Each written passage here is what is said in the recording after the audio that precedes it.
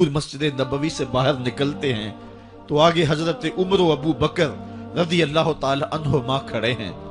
چہرے کے اوپر عجیب اداسی ہے. کہا عمر ابو بکر اس وقت کیوں کھڑے ہو؟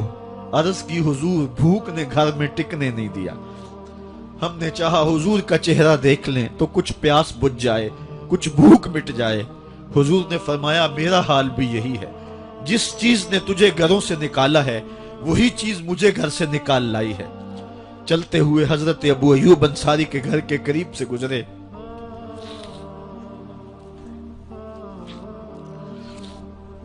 حضور کی خوشبو پا کے وہ باہر آ گئے. عرض کی بندہ نواز آج میرے مہمان نہیں بنتے؟ حضور نے کہا تمہاری مرضی. گھر لے گئے، چٹائی بچھائی، حضور کو بٹھایا، گھر والوں کو بکری کا بچہ ذبح کر کے دیا.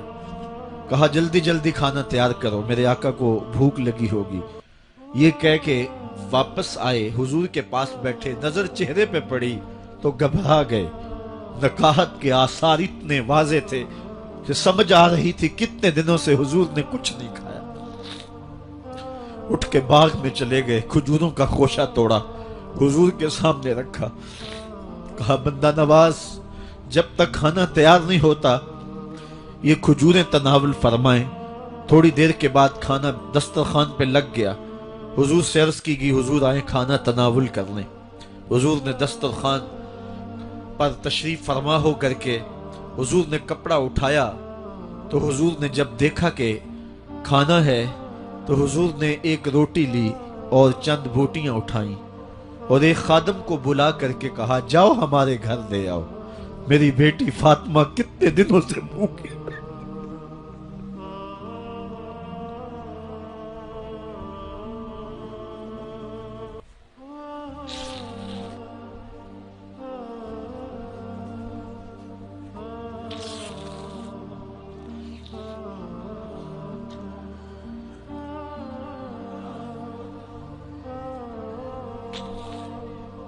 کہا جاؤ ہمارے گھر لے آؤ، میری فاطمہ کتنے دنوں سے بھوکی بیٹھی ہوئی ہے. مال کے کونین ہیں گو پاس کچھ رکھتے نہیں، دو جہاں کی نعمتیں ہیں ان کے خالی ہاتھ میں. آپ کو پتا ہوگا کہ جب میرے رسول کا انتقال ہوا ہے، حضور کا وصال ہوا ہے، تو حضور کی ایک زرہ ایک یہودی کے گھر میں گروی رکھی ہوئی تھی. حضور نے زرہ رکھ کر کے اس سے قرض لیا ہوا تھا. یہ اسلام کی غربت کی کہانی ہے اور پھر اللہ نے اسلام کو امارت کے رنگ بھی دیے.